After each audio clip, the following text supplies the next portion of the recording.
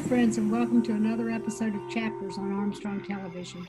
Chapters is the show that profiles authors, editors, and publishers in West Virginia, Kentucky, and Ohio. And I'm your host, Carter Seaton, and it's great to have you with us today. Thanks for watching.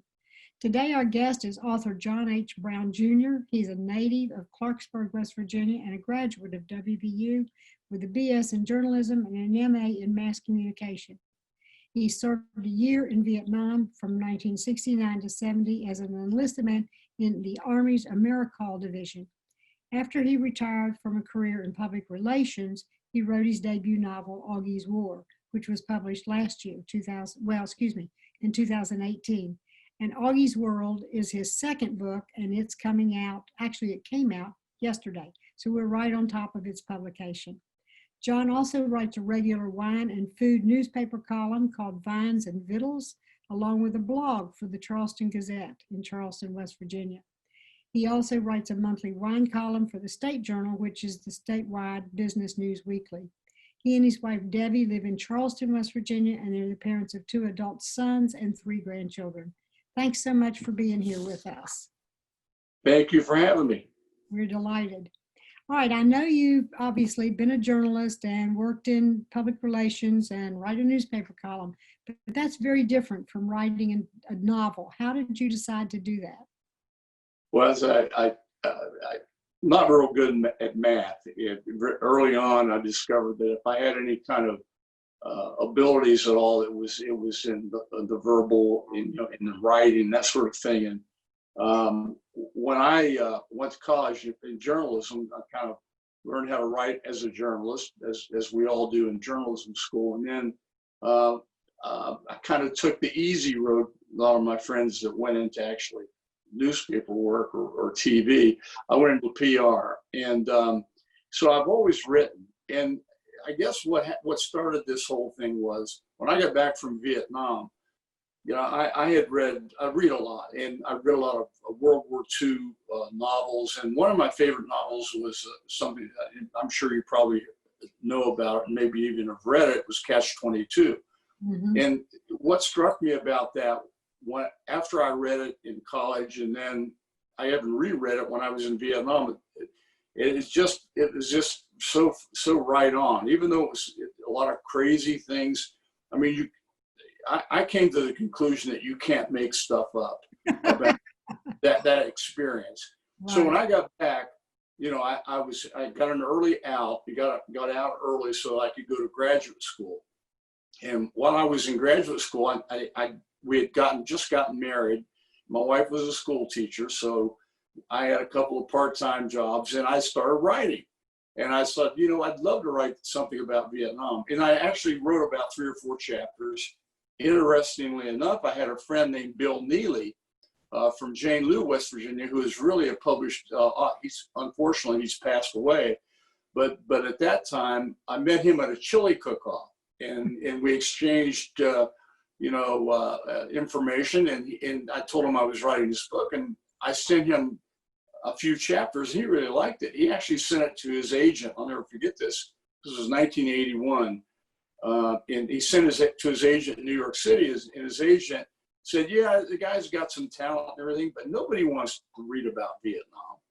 And so he sent it to a couple other people. Well, anyway, life got in the way. I didn't have time, or didn't feel like I had the time to write all the time. So I had a job, I had a family. And so I put it all away until retired about 3 or 4 years ago. And my wife said, I write about wine, and I like to drink wine. And she said, well, you can't start drinking wine at 8 o'clock in the morning. And I said, well, it's 8 o'clock in the evening. So anyway, long story longer, she said, why don't you write that book that you've always written? So that's how I started to write Augie's War.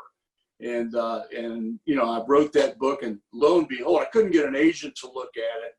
And I was sending it off to a bunch of different places, and I get this query from Black Rose Writing, a small indie publisher in Texas, and they really liked it. And so I signed a contract with them, and they've also published my new book, which is just out. That's great. Good story. And I think waiting, 20 years maybe, gives a different perspective to Vietnam and makes it an acceptable subject to write about. It's probably painful when you first came back, both for you and for the audience. So that was probably a good decision. Who or what inspired Augie as a character? He's a really complex guy. Is he in the least autobiographical? You know what? If anybody tells you that particularly their first work in fiction doesn't have elements of autobiography, they're lying to you. Certainly. I mean, there are so many parallels, and I have I'm half Irish and half Italian, but I grew up with my mother's family in Clarksburg in a little place called Northview. My father worked at one of 4 glass factories there. He was the president of his union. So, a real blue collar kind of an upbringing. And he was from Richwood, Richwood up in the mountains, and they were all Irishmen. So he comes in and marries this Italian woman. And I grew up in Clarksburg thinking I was Italian. Went to Catholic grade school and high school. And I was influenced so much by my family. First off, my grandfather, who came from Calabria in the late 1800s, worked in the coal mines for 15 years until he saved his money and he built a bakery in this little area in Northview and Clarksburg. Well, I actually worked at that bakery 6th, 7th, and 8th grade after school. And then I'd go and play a football game on Friday night. I'd go to bed at my grandmother's. She'd wake me up at 2 in the morning, and I worked in the bakery all night. So I had all these influences, really. And so when I started writing the book, I was going to write it all about Vietnam, and I got to thinking, well, the reality is, first of all, I was very fortunate. I wasn't out in the jungle. I was at a rear area, but it was up north, and it was at a base, and we got rocketed, and they would attack us, but it wasn't nearly as bad as it could have been. Wow. But in any event, I got to thinking, one of the ways when things got bad over there, and not just from the war, but the environmental conditions, it was just miserable. And I'd kind of reflect on some of the happier times. And I got to think, well, maybe that's what one of in doing research for this novel, I was all over the internet. Thank goodness for the internet, but I read this English professor emeritus from NYU wrote. She was, I think, the New York Times or this magazine. I can't think of the name of it. Anyway, they wanted her to do an evaluation of all of the fiction, the greatest fiction coming out of Vietnam, and she praised all of the books that you've always heard about. She said one thing is missing in all of it, and she said there was no coming of age. There was very little family influence, no love interest. And I got to think, if I want this book to appeal to more than just soldiers, veterans, that I need to give it a broader appeal. And that's when I started thinking, well, you know what? I got 2 stories here, but maybe I can combine them. One of them was this guy goes to Vietnam. He grows up in this small community, goes in the army, goes to Vietnam, and the way he gets through it all, when things get really bad, is he reflects back on not only his family, but some of his friends, is working at the bakery, the Italian bakery. So there was as much of that kind of, I think, people have told me that too, the reviews that it's gotten, that it's more than just a book about war. And that's what this professor said. She said that's what's lacking in the great literature of Vietnam. Now, maybe that's changed. That's Augie's War. That's Augie's War. Okay, good. So when Augie comes back home, he does have PTSD because apparently he was more on the front lines than you were. Did you know people, or did you get struck with any of that PTSD? You know what? I have friends that, one friend in particular, unfortunately just passed away, great guy, who was out he was in the jungle a lot and that sort of thing. And he basically said, when I let him read the first draft, and he said, he psychologically analyzed it. And he said, he thought that it was my way of dealing with what I went through. Wow. And what I went through was not as bad as him. But I had some incidents that were really kind of, I won't forget them. Let's put it that way. Yeah. And he thinks that. I mean, I had some bad dreams for years when I got back occasionally, but nothing like that. The worst dream I have, and I have it once a year, is that I'm this old guy now, and they're sending me back to Vietnam, and I'm thinking, but why? So I mean, but I don't know. I mean, part of it probably is cathartic, maybe. Right. I think writing can be that way as well. Yeah. You know what? And honestly, Pat Conroy used to say that he wrote all of his stories to understand himself and what he went through, because he had a horrible life when he was a child. So I can see that many people write for catharsis. They may not mean that when they first start, but that works out. Yeah.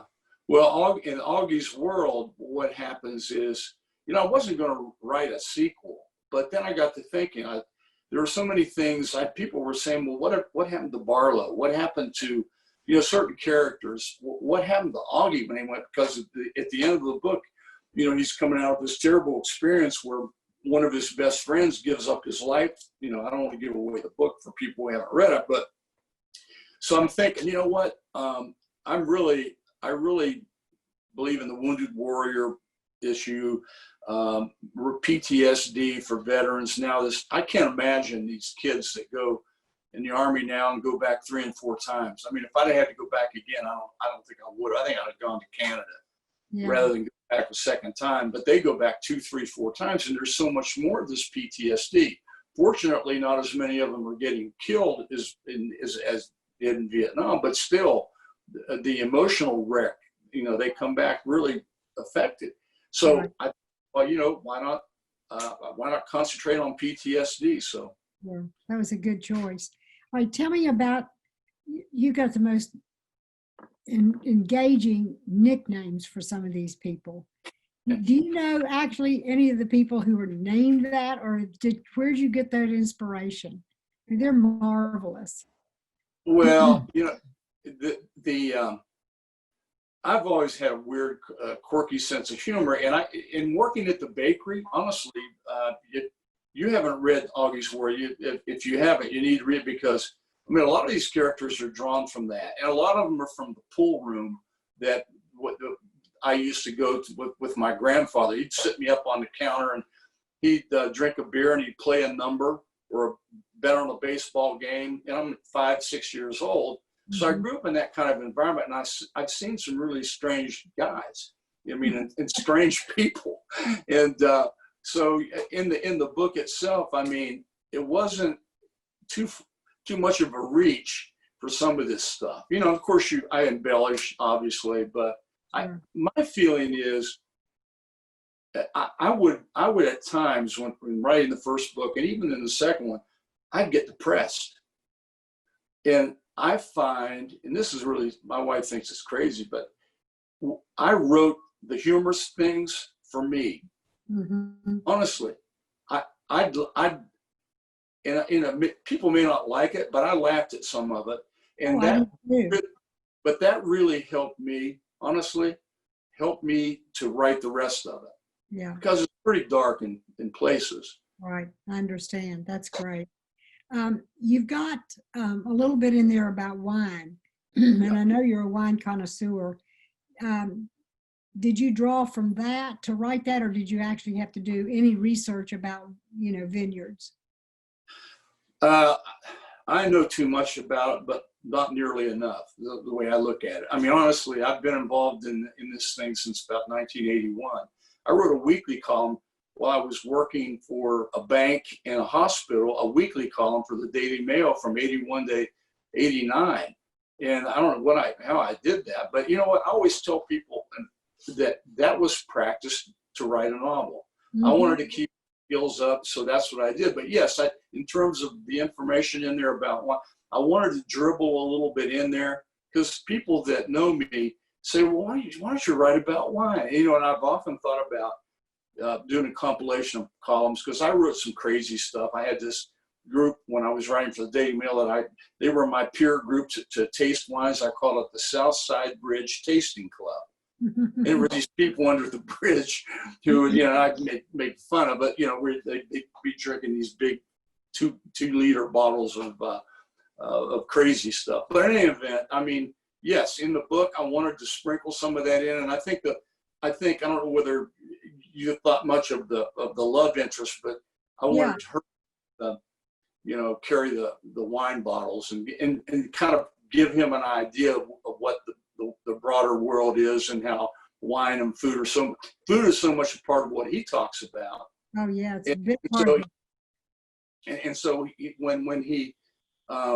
when she educates him about, what, you should have drunk more of that wine when you were growing up because you really have a good palate, et cetera, et cetera. So yeah, I mean, I sprinkled that in there because it's what I know. Yeah.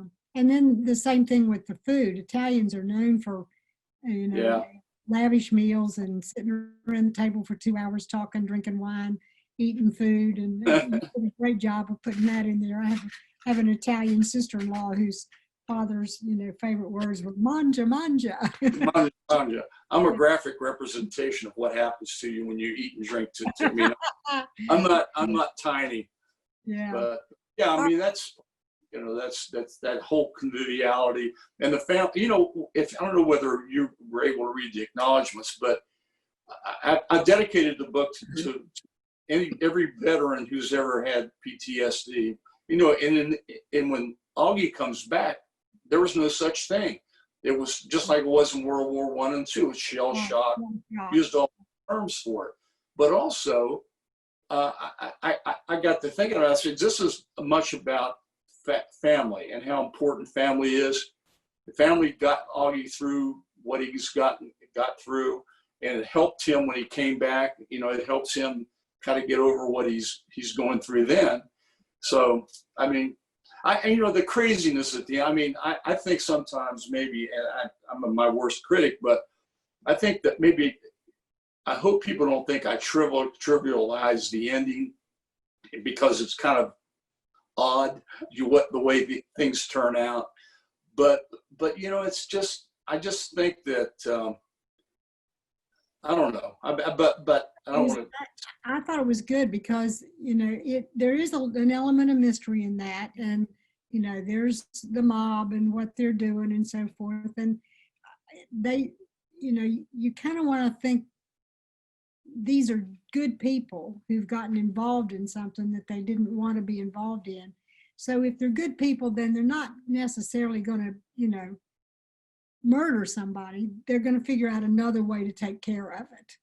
Yeah. That was a good thing that's how it ended. So readers will enjoy knowing that there's a good ending, but that there's a mystery and a story behind what happens. Yeah, one of the things you mentioned the characters, and the Spud. You remember Spud? Spud, and he's a combination. I think I explained it in the book. It's kind of like his buddy says, well, it looks like the guy that jumped out of the airplane on out of a B-52 on a hydrogen bomb. He kind of looked like Slim Pickens. That's the way I wanted to call him up. So, and the other thing I wanted to do was to try to get as much of the cultural elements of the time. So you'll see, I talk about certain music that was of that period. And, I talk about, one of Augie's, girlfriends who's, I won't give that one away, but try to get the problem with the times, that we're going through racial strife, which is kind of what's going on now. So talk a little bit about that. You got some stuff about Huntington in there, Right. Marshall, and Right. so I try to touch things that remind people of a certain age. I think people that are 45 up probably remember some of that stuff. Oh, absolutely, right. So tell me a little bit about your writing regime. Do you write every day? No, I No. should. I write. I'm work under deadlines, so I have to put pressure on myself. But right now, I'm trying to figure out what to do next. I don't know whether I said I'm not writing about Augie again, but then I keep thinking, maybe there's there's something there, and I kind of, well, you know how it ended, and so there's possibilities for that. But then I thought something more contemporary, contemporaneous with what's going on. I don't know, but as far as what happens with me is, I find when I'm in the middle of doing this, I don't have any problem doing it. It's like something I want to get done, but getting started is difficult. But once I do it, I do it. And thank God for my wife, who's, is a school teacher, and she's my daily editor, and she's pretty tough on me, but it's just getting started. And right now I'm just trying to figure out what to do next. Right.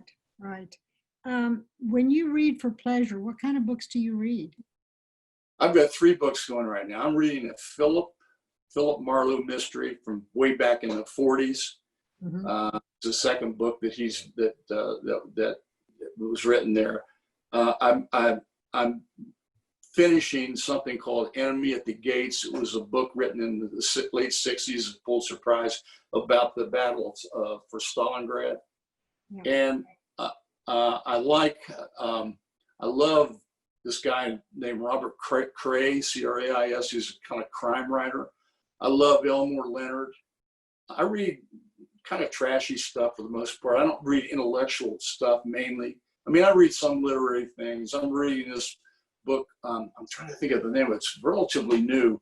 The 7 Lives of Stella Fortuna, which is about this Italian family, this in Italy. I mean, it's pretty interesting. So I've got about 4 or 5 things going, and I love C.J. Box. I don't know if you know about him. Yeah. And then I loved the series. The books are written by this West Virginia guy Johnson, but he's from Huntington. I can't think of pardon me. Craig Johnson. Yeah, Craig Johnson. Yeah. The Longmire series. Yeah, Longmire. Yeah. So I'm all over the ballpark. Yeah, I understand. Is there any old classic that you wish you had read and you know what to do? When I was growing up, my dad was a big reader, and they had the volumes that Churchill wrote, The Gathering Storm, and what was the second part of that? I read those 2 in high school. I didn't think I'd ever read them because they looked big. And War and Peace is something I've always wanted to read, which I haven't. I loved Hemingway and Steinbeck, and I read those guys. I loved Joseph Heller. He was a kind of a one-hit wonder. He wrote a couple other things, but that book was classic. That was a classic. Yeah. I love the war books. I mean, I've read a bunch of those, James Jones stuff. So, I mean, I enjoy it. I mean, I enjoy reading, and I guess I'm learning to enjoy writing, but it's, as you know, Carter, it's not easy sometimes, is it? No, it's not. Do you prefer creative writing over journalistic writing? I know you do both, so. Well, you know what?